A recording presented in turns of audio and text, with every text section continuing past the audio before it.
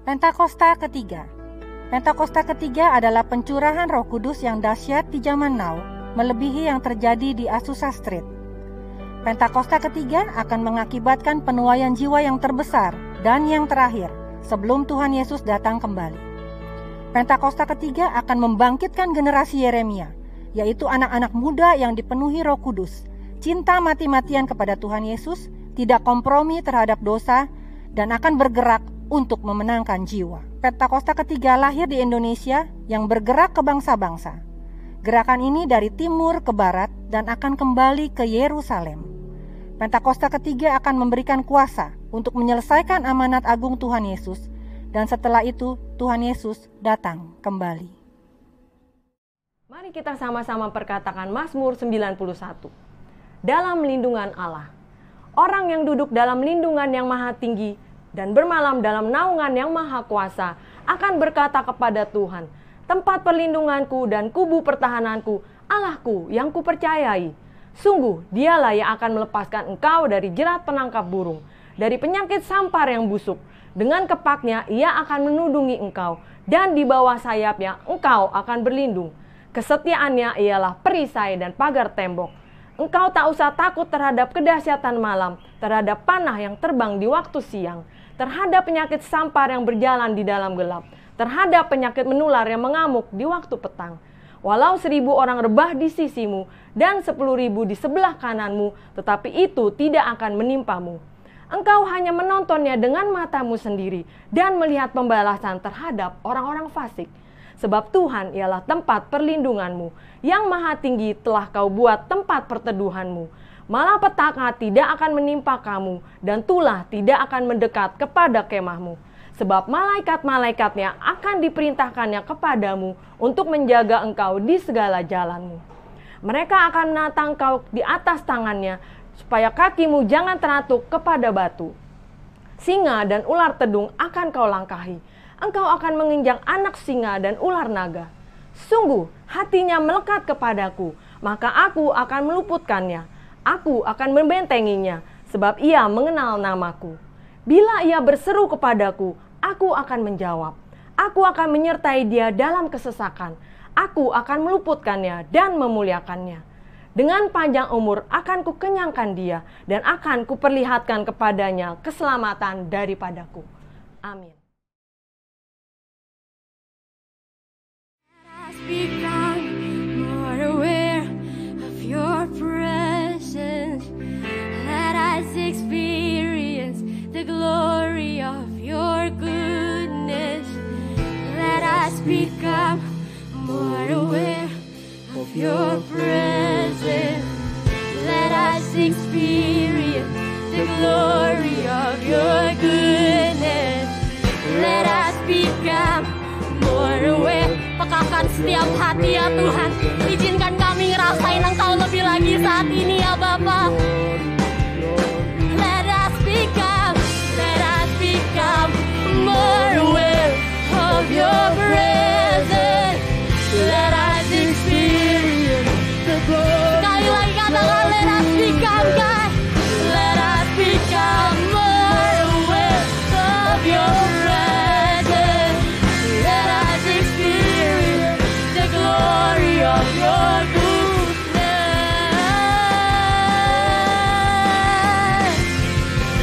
Oh, Holy Spirit, come flood this place. Your glory, God, to be over by your presence, Lord. Holy Spirit, yes, Lord, come flood this place. Your glory, God, is where our heart longs for, to be overcome by your presence, Lord. Let us become more aware of your presence. Let us experience the glory of your goodness. Let us become more aware of your presence. Declare lebih lagi saudara. Nyatakan. Lord, we want to be aware more of you. Let us become more aware of your presence. Let us experience the glory of your goodness.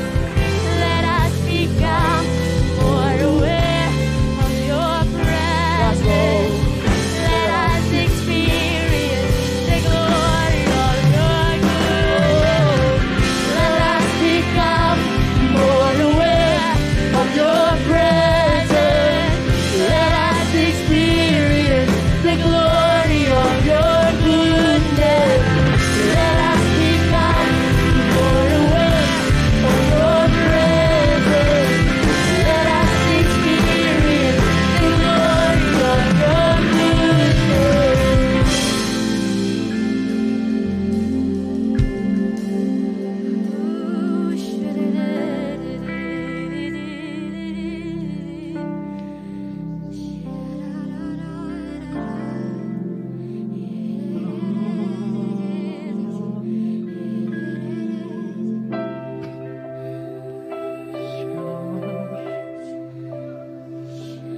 Oh, haleluya Yesus. Terima kasih Tuhan, terima kasih.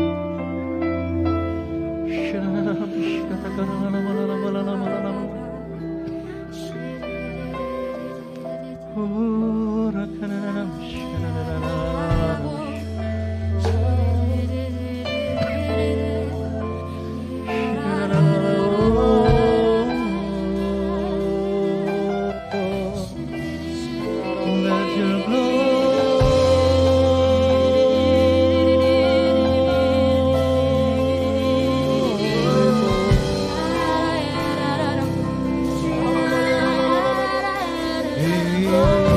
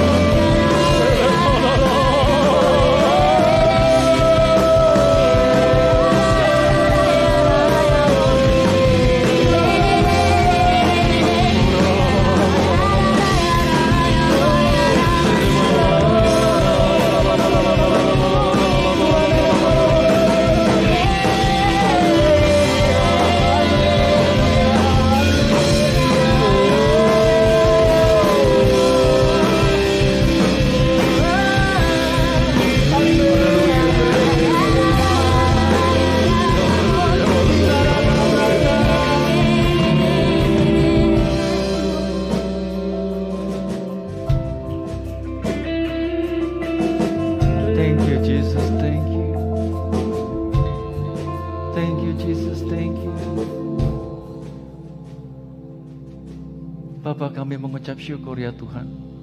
Kau Allah yang sungguh luar biasa, Kau Allah yang hadir di tengah-tengah kami, Kau Allah yang penuh dengan kuasa. Kau Allah ya Tuhan yang sungguh memenuhi setiap keberadaan kami, hidup kami ya Tuhan, dengan kuasa yang baru, dengan urapan yang baru ya Tuhan. Kau Allah ya Tuhan yang sungguh menguasai setiap hati pikiran kami. Jika sebentar kami akan mendengarkan firman-Mu, Kau sendiri yang berbicara melalui hamba-Mu. Kau Allah yang sungguh ya Tuhan, menyatakan apa yang menjadi isi hati-Mu ya Tuhan bagi setiap kami ya Tuhan. Tuhan, biar kami boleh duduk diam ya Tuhan dengar firman-Mu. Biarlah kuasa-Mu ya Tuhan Kau nyatakan, biarlah kasih-Mu mengalir. Biarlah ya Tuhan perkataan firman-Mu hidup ya Tuhan di tengah-tengah kami. Terima kasih Bapa. Kami menyerahkan ya Tuhan tubuh jiwa kami ke dalam tangan-Mu. Kami siapkan hati kami untuk terima firman-Mu. Hanya di dalam nama Tuhan Yesus kami telah berdoa dan kami siap untuk mendengar firman-Mu. Mari yang siap untuk mendengar firman Tuhan bersama-sama katakan amin. Shalom Bapak Ibu Saudara, baik yang ada di gereja maupun yang ada di rumah-rumah yang sedang menyaksikan online. Ya, puji nama Tuhan Saudara, kita bisa bertemu kembali di dalam hari yang spesial. Hari ini kita memperingati perayaan Hari Pentakosta dan juga tentu saja hari ulang tahun gereja kita, Saudara. Saudara, kalau kita berbicara mengenai Hari Pentakosta, kita tahu bahwa ini adalah hari turunnya Roh Kudus. Di mana setelah Tuhan Yesus bangkit, Saudara, ini adalah genap hari ke-50 Tuhan Yesus naik ke surga. Setelah Tuhan Yesus naik ke surga dan kemudian Tuhan menjanjikan bahwa Tuhan akan mencurahkan Roh Kudus-Nya bagi setiap orang-orang percaya. Dan kita tahu bahwa Roh Kudus itu benar dicurahkan pada hari Pentakosta seperti yang Tuhan janjikan, Saudara. Ya. Untuk itu Saudara, kita bersyukur, kita tahu bahwa kita punya Tuhan yang hidup, punya Tuhan yang sungguh apa yang menjadi perkataannya adalah iya dan amin yang terjadi dalam setiap kehidupan kita, Saudara. Saudara, saya akan buka dari satu ayat firman Tuhan. Dari Kisah Para Rasul 1 ayat 8. Mari kita sama-sama baca. Kisah Para Rasul 1 ayat 8. Tetapi kamu akan menerima kuasa kalau Roh Kudus turun ke atas kamu, dan kamu akan menjadi saksiku di Yerusalem dan di seluruh Yudea dan Samaria dan sampai ke ujung bumi. Saudara, di dalam Kisah Para Rasul 1 ayat 8 ini, firman Tuhan katakan bahwa kita semua akan menerima kuasa, Saudara. Dan kita pasti akan menerima kuasa. Asal kita sungguh percaya kepada Tuhan, kita tahu bahwa firman Tuhan adalah iya dan amin, dan itu terjadi dalam kehidupan kita, Saudara. Saudara, berbicara mengenai kuasa daripada Tuhan yang dicurahkan melalui Roh Kudus-Nya, Saudara. Itu yang akan memampukan setiap kita untuk melakukan sesuatu. Katakan melakukan sesuatu, Saudara. Sesuatu yang tidak bisa kita lakukan sebelumnya, Tuhan mampukan untuk kita bisa melakukannya. Sesuatu yang tidak kita bayangkan, tidak kita pikirkan, bahkan kita tidak taruh dalam hati, itu yang Tuhan akan sediakan, Tuhan akan lakukan, dan Tuhan akan kerjakan bagi setiap kita, Saudara.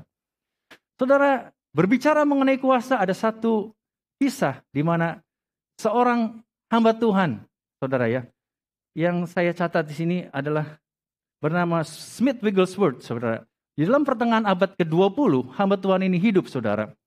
Dia adalah seorang yang biasa, seorang tukang ledeng, Saudara ya. Tukang ledeng berarti pekerjaannya adalah pekerjaan hanya membetulkan jika ada saluran air atau mau pemasangan pipa, Saudara ya, untuk penyambungan supaya ledeng itu bisa bernyala, Saudara ya. Nah, seorang yang hanya tukang ledeng, Saudara, setelah dia kemudian percaya kepada Tuhan Yesus, dibaptis dan penuh dengan Roh Kudus, apa yang menjadi pelayanannya sungguh luar biasa, Saudara. Tuhan bisa memakai siapa saja. Tuhan bisa memakai orang yang biasa. Tuhan bisa memakai orang yang bodoh. Tuhan memakai orang yang mungkin tidak masuk hitungan sama sekali. Orang yang mungkin diremehkan. Orang yang mungkin orang pikir, dia siapa? Dia tidak mungkin melakukan itu. Tetapi Tuhan sanggup melakukannya, Saudara.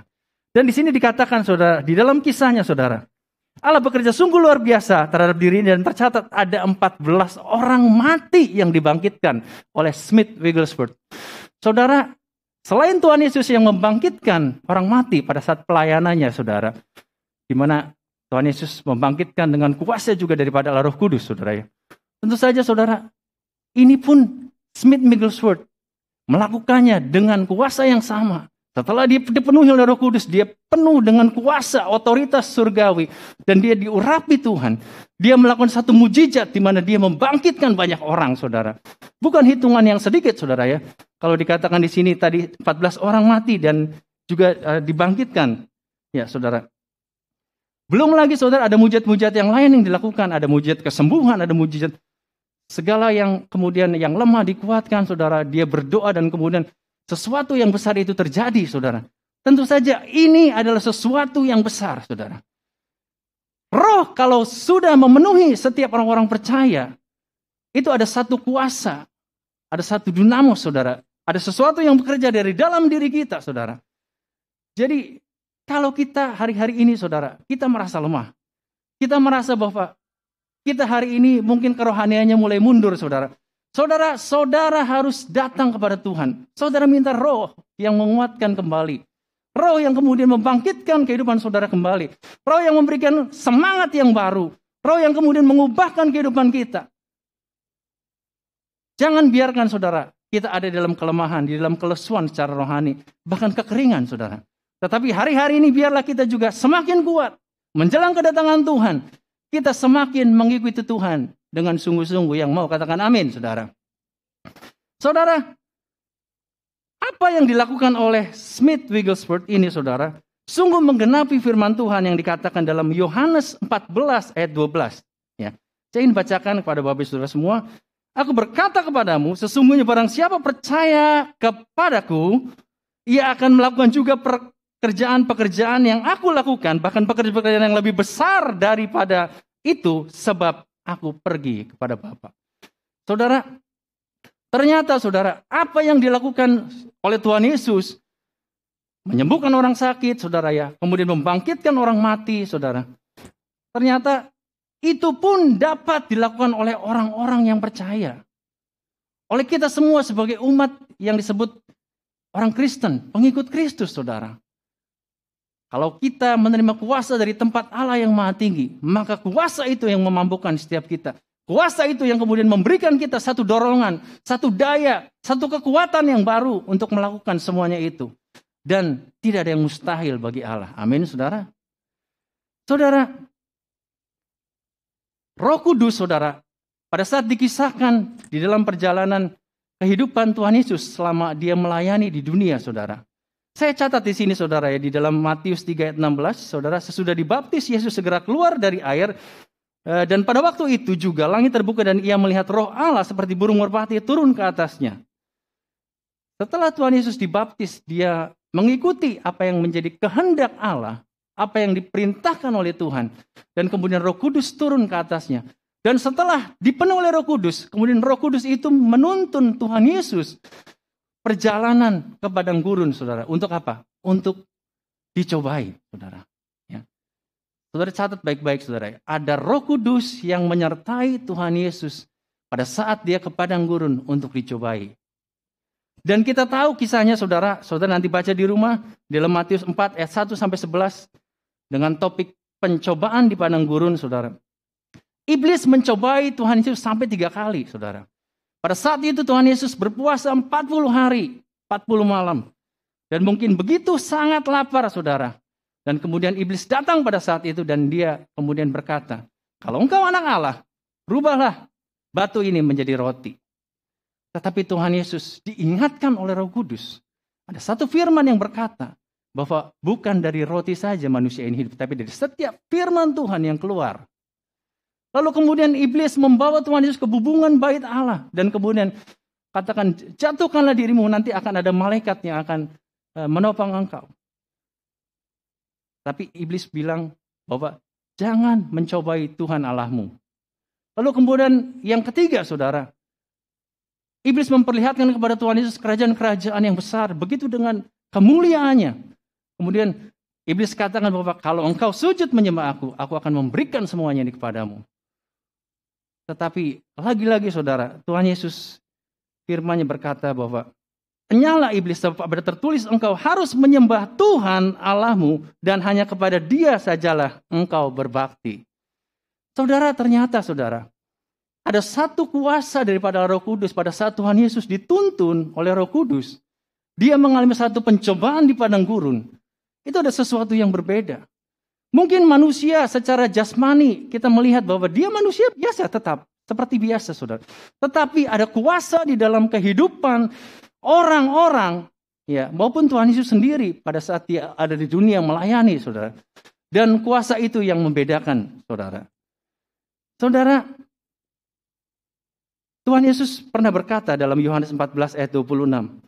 Tetapi penghibur, yaitu Roh Kudus yang akan diutus oleh Bapa dalam namaku, dialah yang akan mengajarkan segala sesuatu kepadamu dan garis bawahi akan mengingatkan kamu akan semua yang telah kukatakan kepadamu. Ternyata ada korelasi, saudara, ada satu hubungan, saudara, di mana pada saat Tuhan Yesus dicobai oleh iblis, Tuhan Yesus katakan ada tertulis karena apa? Ada Roh Kudus yang mengingatkan dia akan perkataan firman Tuhan, saudara. Kalau kita hidup bergaul erat dengan Tuhan, kalau kita hidup kita sungguh dipenuhi oleh Roh Kudus, maka ada satu kuasa firman yang kemudian pada saat kita baca firman Tuhan, ingatkan kita menghadapi sesuatu, persoalan, kesulitan atau apapun pergumulan kehidupan kita, saudara. Dan firman Tuhan itu akan tiba-tiba keluar, mengingatkan kita. Dan itu adalah Roh Kudus, saudara, yang bekerja atas kita, saudara. Saudara, Efesus 1 ayat 13-14, firman Tuhan juga berkata demikian, saudara. Di dalam Dia, kamu juga, karena kamu telah mendengar firman kebenaran, yaitu Injil keselamatanmu, di dalam Dia, kamu juga ketika kamu percaya, dimeteraikan dengan Roh Kudus yang dijanjikannya itu, dan Roh Kudus itu adalah jaminan bagi kita, bagian kita, sampai kita memperoleh seluruhnya, yaitu penebusan yang menjadikan kita milik Allah untuk memuji kemuliaannya. Saudara, ada sesuatu yang kemudian menjadi janji yang dimeteraikan oleh Roh Kudus. Sampai kita memiliki semuanya itu, saudara. Kalau firman Tuhan belum terjadi dalam kehidupan kita, saudara harus tunggu waktunya, saudara. Saudara harus sabar, saudara. Saudara harus menanti di dalam Tuhan. Karena segala sesuatu yang difirmankan oleh Tuhan adalah iya dan amin. Dan itu pasti terjadi, saudara. Dan itu pasti terjadi, saudara. Kita harus yakin, kita harus percaya. Saudara, jika kita membaca firman Tuhan, kita tahu itu adalah kebenaran. Tetapi kemudian kita memungkiri akan kuasa daripada firman Tuhan itu, saudara. Itu artinya saudara tidak mempercayai Tuhan. Karena firman itu berasal dari Tuhan. Saudara tidak mempercayai firman, artinya saudara tidak mempercayai Tuhan, saudara. Dan bagaimana mujizat Tuhan dapat berlaku? Bagaimana pertolongan Tuhan dapat berlaku dalam kehidupan kita? Kalau saudara tidak menyerahkan kehidupan saudara kepada Tuhan. Tidak mungkin, saudara. Di dalam masa-masa seperti ini, mungkin saudara mengalami kesakitan. Mungkin saudara mengalami sesuatu yang tidak enak. Mungkin mengalami sesuatu yang merupakan kesulitan ekonomi, saudara. Tetapi saudara tetap kuat di dalam Tuhan. Saudara tetap menanti janji Tuhan. Saudara tetap kuat di dalam Roh Kudus yang akan terus menuntun saudara, menolong saudara, bahkan menyertai saudara. Amin, saudara. Saudara, di dalam Yohanes 14 ayat 16, saudara, Tuhan Yesus berkata, saudara, sebelum dia naik ke surga, dia pada saat itu bersama dengan murid-muridnya dia mengajar, saudara. Tuhan Yesus katakan, aku akan minta kepada Bapa dan ia akan memberikan kepadamu seorang penolong yang lain supaya ia menyertai kamu selama-lamanya. Dan pada saat ini, saudara, hari-hari ini, saudara, di mana kita memperingati hari Pentakosta, hari turunnya Roh Kudus, saudara. Dan ternyata apa yang dikatakan oleh Tuhan Yesus adalah benar adanya. Roh Kudus dicurahkan bagi setiap kita, saudara. Roh penolong itu dicurahkan bagi setiap kita orang-orang percaya, saudara. Pada saat itu, saudara, pada saat hari Pentakosta, saudara, apa yang kemudian terjadi? Pada saat murid-murid itu berkumpul di loteng Yerusalem, saudara. Mereka tahu, mereka ingat bahwa perkataan Tuhan Yesus, bahwa hari ke-50 akan dicurahkan Roh Kudus. Maka murid-muridnya kemudian datang, berkumpul di loteng Yerusalem. Posisi pada saat dia menunggu datangnya pencurahan Roh Kudus adalah mereka bertekun dalam doa sehati, saudara. Ternyata, saudara, penting, saudara. Pada saat kita menunggu waktu Tuhan terjadi dalam kehidupan kita, kuasa Tuhan, bahkan mujizat Tuhan terjadi dalam kehidupan Tuhan, dalam kehidupan kita, ya, yang kita peroleh dari Tuhan, saudara, kita harus bertekun dalam doa dengan sehati, saudara. Dan apa yang terjadi, saudara? Di sini di dalam Kisah 2 ayat 1-3, saudara. Ketika tiba hari Pentakosta, semua orang percaya berkumpul di satu tempat, tiba-tiba turunlah dari langit suatu bunyi seperti tiupan angin keras yang memenuhi seluruh rumah di mana mereka duduk, dan tampaklah kepada mereka lidah-lidah seperti nyala api yang bertebaran dan hinggap pada mereka masing-masing. Saudara, hari-hari yang dinantikan itu tiba, saudara. Pada saat mereka menunggu, pada saat mereka berdoa dengan tekun, sehati bersama-sama, saudara, berkumpul. Mereka melakukan apa yang Tuhan perintahkan. Maka sungguh turunlah Roh Kudus. Saudara, kalau Roh Kudus itu dicurahkan, saudara, maka sesuatu yang menjadi dampak daripada pencurahan Roh Kudus itu akan dirasakan, saudara. Amin. Dan saya mencatat, saudara, di dalam kisah para rasul ini, saudara, ada 3 dampak, saudara. Dampak pencurahan Roh Kudus yang pertama adalah mereka berkata-kata dalam bahasa lain atau dikatakan sebagai bahasa roh atau bahasa lidah, saudara. Kisah para rasul 2 ayat 4, firman Tuhan mencatat demikian. Maka penuhlah mereka dengan Roh Kudus, lalu mereka mulai berkata-kata dalam bahasa lain seperti yang diberikan oleh roh itu kepada mereka untuk mengatakannya. Bahasa roh itu dari Tuhan, saudara. Pada saat dia mengatakan bahasa roh, saudara, ternyata bahasa itu bisa dimengerti oleh bangsa-bangsa yang bukan orang-orang Yahudi, saudara. Mereka dari pulau-pulau di sekitar daripada Yerusalem, saudara, di daerah negara-negara kekaisaran Romawi, saudara. Dan ternyata mereka mendengar apa yang dikatakan di dalam bahasa roh itu diterjemahkan ke dalam bahasa mereka, saudara. Begitu luar biasa. Kejadian yang mencengangkan, kejadian yang merupakan sesuatu yang ajaib, kejadian yang mungkin kita tidak bisa mengerti mengapa ini bisa terjadi, saudara. Itu satu hal yang pertama, saudara. Maka saudara, penting artinya pada saat pencurahan Roh Kudus, kita yang belum dipenuhi oleh Roh Kudus, dengan tanda awal kita berbahasa roh, saudara. Saudara berdoa kepada Tuhan. Berdoa sungguh-sungguh. Saudara pasti akan menerimanya, saudara. Asal saudara rindu berdoa kepada Tuhan, saudara pasti akan dipenuhi oleh kuasa dari tempat Allah yang Maha Tinggi. Saudara akan dipenuhi oleh Roh Kudus. Dan sebagai tanda awalnya saudara bisa berbahasa roh, saudara. Amin. Lalu yang kedua, saudara. Pada saat itu, saudara,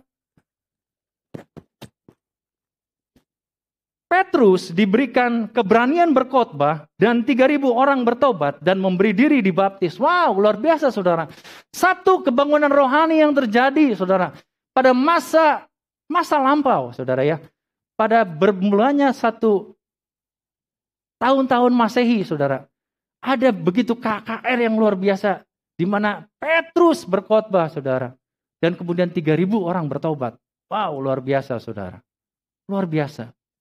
Dan kemudian disitulah menjadi awal daripada kekristenan, saudara. Disebut sebagai pengikut-pengikut Kristus. Kemudian mereka adalah jemaat-jemaat yang dikatakan sebagai jemaat mula-mula, saudara. Kisah para Rasul 2 ayat 38 dan juga 41. Jawab Petrus kepada mereka, bertobatlah dan hendaklah kamu masing-masing memberi dirimu dibaptis dalam nama Yesus Kristus untuk pengampunan dosamu. Maka kamu akan menerima kuasa. Kamu akan menerima karunia Roh Kudus. Orang-orang yang menerima perkataannya itu memberi diri dibaptis dan pada hari itu jumlah mereka bertambah kira-kira 3.000 jiwa, saudara. Saudara, ternyata kuasa Roh Kudus itu bekerja dengan luar biasa, saudara. Kalau saudara dipenuhi oleh kuasa Roh Kudus, saudara akan bisa melakukan hal-hal yang mungkin saudara tidak bisa lakukan sebelumnya, saudara. Saudara akan dipenuhi oleh kuasa di mana saudara bisa melayani Tuhan dengan tanda-tanda heran dan mujizat, saudara.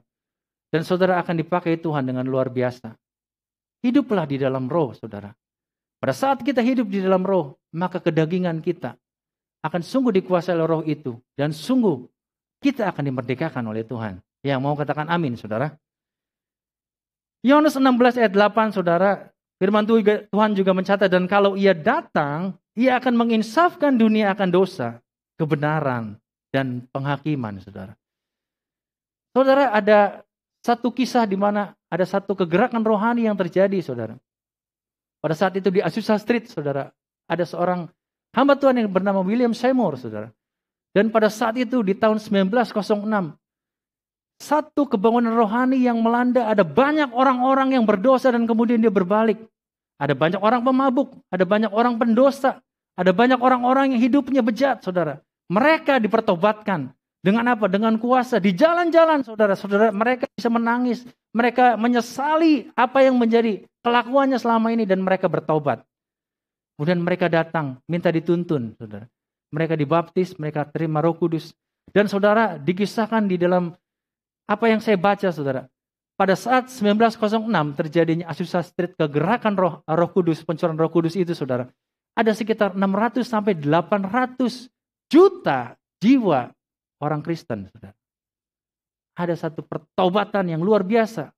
Dan itu kemudian ditandai dengan satu kebangunan rohani. Di mana orang Kristen, ada banyak, saudara. Ada banyak yang kemudian disebut sebagai pengikut Kristus. Luar biasa, sampai 600 sampai 800 juta jiwa, saudara. Kemudian yang ketiga, saudara, dampaknya adalah terjadi unity, sehati, hidup dalam pengajaran dan pujian bagi Tuhan. Mereka disukai semua orang dan terus ditambahkannya jiwa-jiwa, saudara. Saudara, ternyata kalau kita hidup di dalam Tuhan, kita hidup di dalam Roh, kita bertekun, kita bersehati bersama-sama, saudara. Maka ada kasih yang mengalir, maka ada orang lain yang akan bisa melihat kehidupan kita, saudara. Kadang-kadang, saudara, kalau kita melakukan penginjilan secara langsung, kita berbicara kepada orang, saudara, mungkin orang akan melihat setiap kita. Bagaimana kemudian perkataan kita bisa diterima kalau kehidupan kita berantakan, saudara? Bagaimana perkataan kita bisa didengar, saudara, kalau kita melakukan hal yang di luar daripada apa yang kita lakukan, saudara? Maka penting artinya, saudara, kita integritas. Kita melakukan sesuatu karena kita juga sudah menghidupinya, saudara. Kita melakukan sesuatu karena kita tahu kebenarannya, saudara. Saudara, ternyata, saudara, itu adalah sesuatu yang penting dalam Kisah Para Rasul 2 ayat 46 sampai 47. Firman Tuhan juga katakan, dengan bertekun dan dengan sehati mereka berkumpul tiap-tiap hari dalam bait Allah. Mereka memecahkan roti di rumah masing-masing secara bergilir dan makan bersama-sama dengan gembira dan dengan tulus hati sambil memuji Allah. Dan mereka disukai semua orang, dan tiap-tiap hari Tuhan menambah jumlah mereka dengan orang yang diselamatkan. Puji Tuhan, saudara, puji Tuhan. Oke, sebelum saya akhiri, saudara, saya mengundang untuk WL Singer, para pemain musik untuk naik ke mimbar, saudara. Saudara, pada bagian yang terakhir ini, saudara, saya ingatkan kembali, saudara. Tuhan Yesus datang untuk menyelamatkan orang-orang yang berdosa. Tuhan Yesus datang kemudian untuk mau setiap kita bertobat. Terima Tuhan Yesus dan kemudian kita diselamatkan, saudara. Untuk itu, saudara, panggilan Tuhan bagi setiap kita orang-orang percaya pada saat pencurahan Roh Kudus, ya, di mana ditandai, saudara, di mana Petrus berkhotbah 3.000 orang bertobat. Kita pun dipanggil oleh Tuhan untuk mengabarkan kabar baik, saudara. Dan saya mengingatkan kembali untuk setiap kita, saudara, jangan kemudian kita jemu-jemu untuk mengingat dan kemudian untuk melakukan apa yang Tuhan perintahkan dalam amanat agungnya. Matius 28 ayat 19 sampai 20. Karena itu pergilah, jadikanlah semua bangsa muridku, dan baptislah mereka dalam nama Bapa dan Anak dan Roh Kudus. Dan ajarlah mereka melakukan segala sesuatu yang telah kuperintahkan kepadamu. Dan ketahuilah, aku menyertai kamu senantiasa sampai kepada akhir zaman. Kalau kita telah dipanggil oleh Tuhan, kita disebut gereja, eklesia, kita dipanggil untuk keluar, saudara. Kita dipenuhi oleh kuasa dari tempat yang maha tinggi dan kita penuh dengan Roh Kudus. Mari kita kabarkan kabar baik, saudara.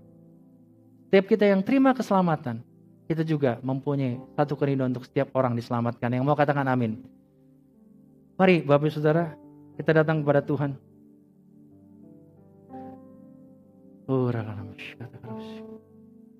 Saya rindu untuk setiap kita menyanyi pujian ini. Setiap kita yang belum dipenuhi oleh Roh Kudus, saudara akan dikuasai, dipenuhi oleh kuasa dari tempat yang maha tinggi. Roh Kudus, Kau hadir di sini. Roh Kudus, ku mengasihimu. Kau lembut, Kau manis, Kaulah penghiburku, penolongku, diutus Bapakku. Mari buka hatimu, katakan ku buka hati. Ku buka hati untuk Roh-Mu Tuhan. Ku buka hati menyembah-Mu Yesus. Jamahlah kami, penuhi kami dengan kuasa Allah. Mari sekali lagi dengan sungguh katakan, ku buka hati. Mari buka hati saudara.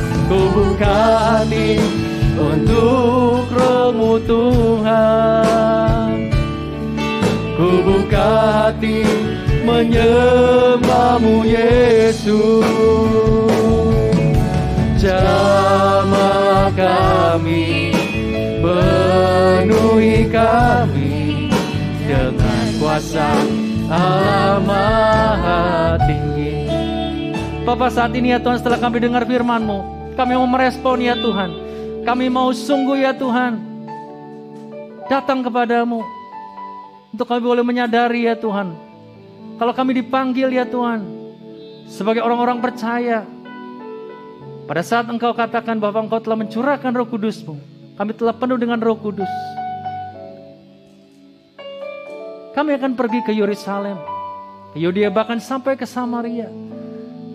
Kami akan sungguh diberikan kekuatan, keberanian.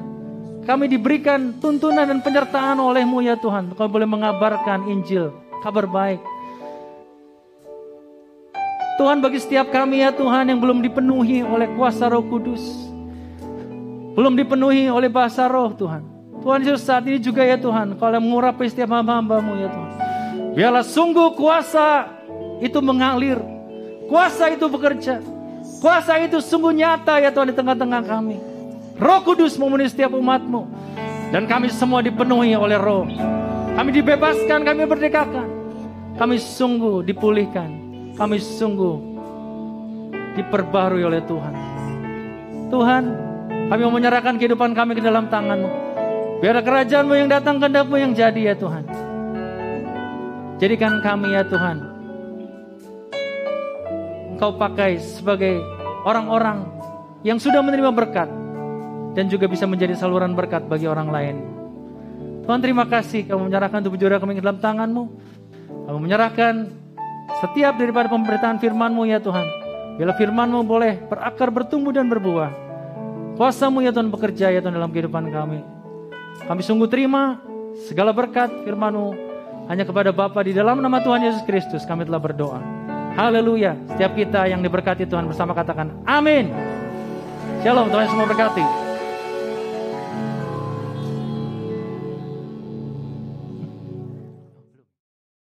Bapak, terima kasih, kami mengucap syukur ya Tuhan untuk setiap kami ya Tuhan yang telah penuh dengan segala kasih, kebajikan dan kemurahan, dengan segala berkat ya Tuhan yang Kau berikan bagi kami. Saatnya kami akan memberi ya Tuhan. Tuhan, biarlah Engkaulah Allah yang sungguh memberkati setiap tangan-tangan ya Tuhan yang memberi dengan berkat 30, 60, bahkan 100 kali lipat ya Tuhan. Kami mau memberi dengan sukacita, kami memberi yang terbaik ya Tuhan. Kami mau memberikan ya Tuhan setiap persembahan kami ini ya Tuhan untuk hormat kemuliaan bagi nama-Mu. Hanya di dalam nama Yesus Kristus yang siap untuk memberi bagi Tuhan. Mari bersama katakan amin. Selamat memberi, Tuhan Yesus memberkati.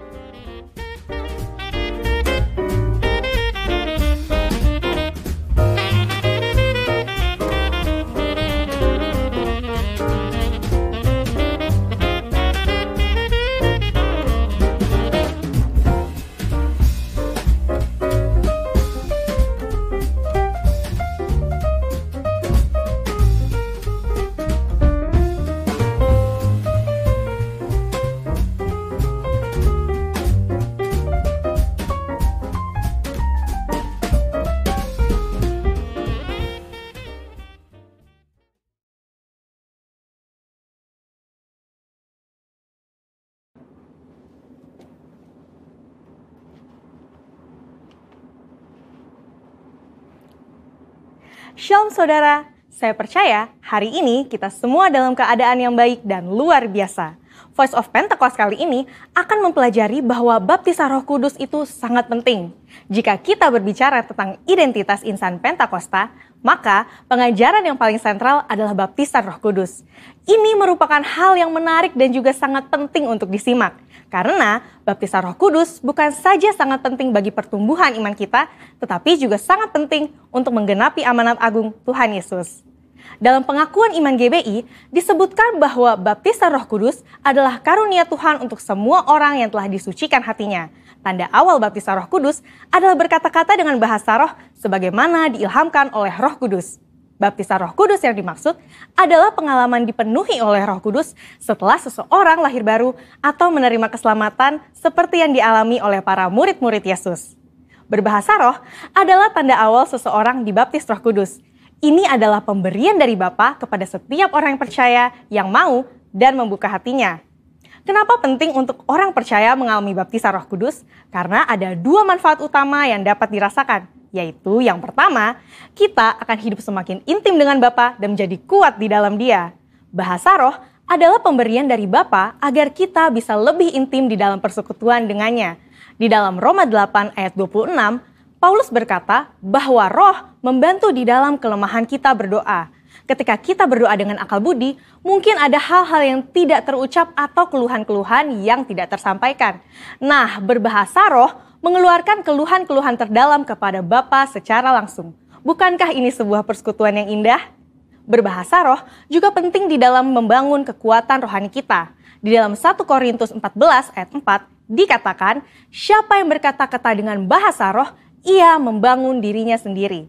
Berbahasa roh itu seperti membangun kekuatan rohani dari dalam, membangun iman kita. Kalau iman kita kuat, rohani kita kokoh dari dalam, maka serangan dan tekanan apapun dari luar akan sanggup kita hadapi. Seperti Paulus yang mengalami banyak tekanan dan penderitaan di dalam melayani Tuhan. Dia pernah 5 kali disesah orang Yahudi, 3 kali didera, 1 kali dilempari batu. 3 kali mengalami kapal karam bahkan terkatung-katung di lautan. Bagaimana dia bisa kuat menghadapi itu semua? Saya percaya kehidupan yang intim dengan Roh Kudus memberikan kekuatan dari dalam untuk terus melayani. Manfaat berbahasa roh yang kedua, kita mendapatkan kuasa serta keberanian untuk menginjil dan menyelesaikan amanat agung. Dalam kitab Kisah Para Rasul, ada pola yang berulang-ulang terlihat. Orang yang dipenuhi Roh Kudus diberi keberanian untuk menginjil. Dalam Kisah Para Rasul 4 ayat 8, tertulis, Petrus dalam kepenuhan Roh Kudus bersaksi dengan berani mengenai Yesus. Apa respon orang Saduki? Ayat 13 mencatat, sidang itu melihat keberanian Petrus dan Yohanes. Sesudah insiden di sidang itu, para murid berkumpul untuk berdoa. Dan Kisah Para Rasul 4 ayat 31 mencatat, mereka semua penuh dengan Roh Kudus, lalu mereka memberitakan firman Allah dengan berani. Wow, para murid yang dipenuhi Roh Kudus bukan saja diberi kuasa untuk melakukan tanda dan mujizat, tetapi diberi keberanian untuk memberitakan firman Allah. Keberanian dari Roh Kuduslah yang kita perlukan untuk menyelesaikan amanat agung di era Pentakosta ketiga ini. Roh Kudus punya kuasa yang besar dalam hidup kita. Yesus sendiri memberi peringatan keras kepada mereka yang menghujat Roh Kudus di Matius 12 ayat 32. Kata menghujat di sini memiliki arti sempit dan arti luas. Dalam arti sempit, orang-orang ini digambarkan sebagai mereka yang tidak percaya kepada kuasa Roh Kudus, sehingga di dalam hidupnya kerap merendahkan dengan kata-kata dan perbuatan. Arti luas dari menghujat adalah saat seseorang menolak karya Roh Kudus dalam hidupnya. Dia mungkin melihat tanda dan mujizat dilakukan, pemberitaan Injil diberikan, tetapi hatinya terus-menerus menolak suara Roh Kudus yang lembut. Sampai pada akhir hidupnya, dia menolak keselamatan dan tidak dapat diampuni lagi. Jangan sampai kita mendukakan Roh Kudus, apalagi menghujatnya. Mungkin ada saudara yang bertanya, bagaimana caranya agar saya bisa dibaptis Roh Kudus dan mendapatkan karunia berbahasa roh? Caranya adalah dengan meminta kepada Bapa yang baik. Yesus berkata, jika kamu yang jahat tahu memberi pemberian yang baik kepada anak-anakmu, apalagi Bapamu yang di sorga, Ia akan memberikan Roh Kudus kepada mereka yang meminta kepadanya. Sembari menantikan baptisan Roh Kudus, jangan pasif, tetapi teruslah berdoa, memuji, dan menyembah Tuhan dengan akal budi kita. Bapa pasti akan memberikan karunia Roh Kudus-Nya pada waktunya. Jadi, setelah mempelajari semua ini, pertanyaannya bukan haruskah kita dibaptis Roh Kudus, tetapi maukah kita dibaptis Roh Kudus? Mari terus bangun roh kita, buka hati kita sehingga kita dipenuhi Roh Kudus. Roh Kudus akan menguatkan kita dan memberi kita keberanian untuk menyelesaikan amanat agung di era Pentakosta ketiga. Saudara, untuk penjelasan lebih lengkapnya dari tim teologi kami, jangan lupa buka link yang ada di atas atau scan QR Code yang tersedia. Salam integritas, Tuhan Yesus memberkati. Dengan mengangkat tangan Tuhan, kami siapkan hati kami untuk terima berkat-Mu.